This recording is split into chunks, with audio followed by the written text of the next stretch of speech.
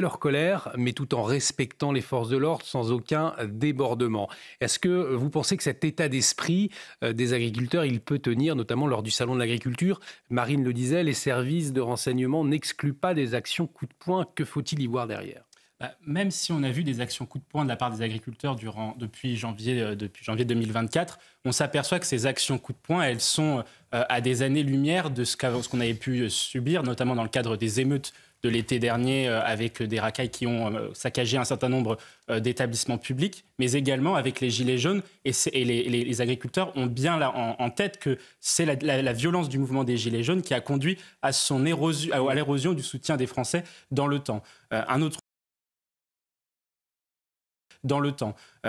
point aussi qui est, à mon sens, important sur la colère des agriculteurs, c'est que les agriculteurs, et comme la plupart des classes populaires et classes moyennes françaises, ont l'impression de supporter le coût de la transition écologique alors que, justement, ça devrait plutôt être les urbains les plus aisés qui supportent le coût de la transition écologique pour deux raisons. D'une part, parce qu'il est plus facile d'adapter ses comportements, d'adapter son mode de vie. Quand on est un urbain, c'est plus facile de prendre le tram plutôt que de prendre la voiture quand on est dans une ville comme Paris plutôt que dans la campagne. C'est une évidence que de dire cela. Et puis d'autre part, parce que les écologistes ont instigé un climat de terreur dans le débat public, notamment sur deux points. Le premier point, c'est en disant il faut que les pays du Sud, par exemple, quand on prend l'exemple des pays du Sud et des pays du Nord, on dit toujours les pays du Sud ne doivent pas payer le coût de la transition écologique, ce sont les pays riches qui doivent le faire. Pourquoi les écologistes ne disent pas les pauvres c'est plutôt les aisés, donc leur électorat qui doit supporter le coût de la transition écologique? Ça, c'est le premier élément. Et le deuxième élément, c'est en alimentant le débat public au niveau européen avec le Green qui a accouché au Green Plan, donc le plan d'Ursula von der Leyen pour l'agriculture, qui a justement qui comporte un certain nombre de mesures très néfastes pour l'agriculture. Notamment, j'en vois deux même. C'est la loi sur la renaturalisation des sols. Donc, c'est-à-dire le fait qu'il y aura de moins en moins de terres agricoles, de surface agricole disponible, donc on va produire de moins en moins, alors qu'il faut produire davantage, puisque la guerre en Ukraine a montré l'importance de produire, et c'est ce que vous avez rappelé tout à l'heure, l'Ukraine et la Russie produisent beaucoup plus que nous aujourd'hui sur le plan des céréales. Et l'autre point, c'est sur l'utilisation des pesticides, mais là, c'est un sujet que les écologistes abordent depuis très longtemps. L'entourage veut absolument à chaque fois chercher la petite phrase disruptive. C'est vraiment le mot-clé qui revient à chaque fois dans l'entourage du président de la République, c'est d'être disruptif.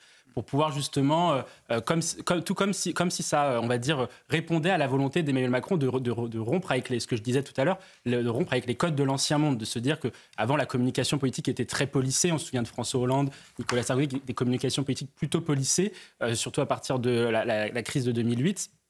Or, maintenant, Emmanuel Macron a voulu rompre avec cela. Et cette disruption, entre guillemets, pour ce franglais, est véritablement un échec politique. Et là-dessus, le président de la République, et ça s'illustre dans des faits, c'est-à-dire que l'électorat en 2017 d'Emmanuel Macron, c'est un électorat qui est fourre-tout, qui touche toutes les catégories sociales, y compris les smicards qui l'insultent à travers cette phrase, puisque le président de la République fait un score assez homogène dans toutes les catégories sociales en 2017. Or, en 2022, il a perdu les classes populaires, il a perdu une partie des classes moyennes, il a perdu les jeunes également. Il lui reste qu'en 2022, il lui reste uniquement les CSP+, et les retraités. Et là, ce que l'on voit, c'est que pour les européennes, il est même en train de perdre les CSP+.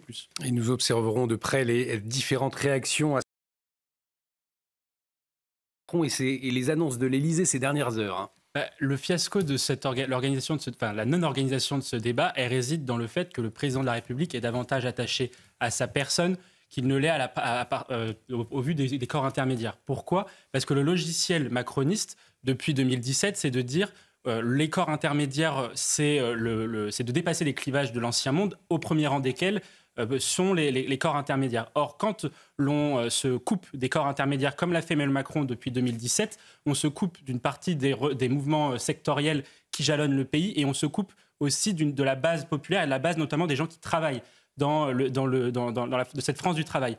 Or, ce que je vois, c'est que le fait de se couper, cette rupture du macronisme à l'égard des corps intermédiaires va avoir un impact très fort sur la colère des gens, et surtout, elle a créé des mouvements spontanés. C'est pour ça qu'on a eu des mouvements à la lumière des Gilets jaunes, notamment, où on a vraiment des collectifs qui se mobilisent contre le gouvernement en marge des corps intermédiaires, dans la mesure où les corps intermédiaires ne sont plus respectés par le président de la République. Or, aujourd'hui, ce que l'on voit, c'est que ce que nous on a appelé le mouvement des Gilets verts est un mouvement gilets jaunes revisité à la manière des agriculteurs. Et c'est ça qui va jalonner le pays.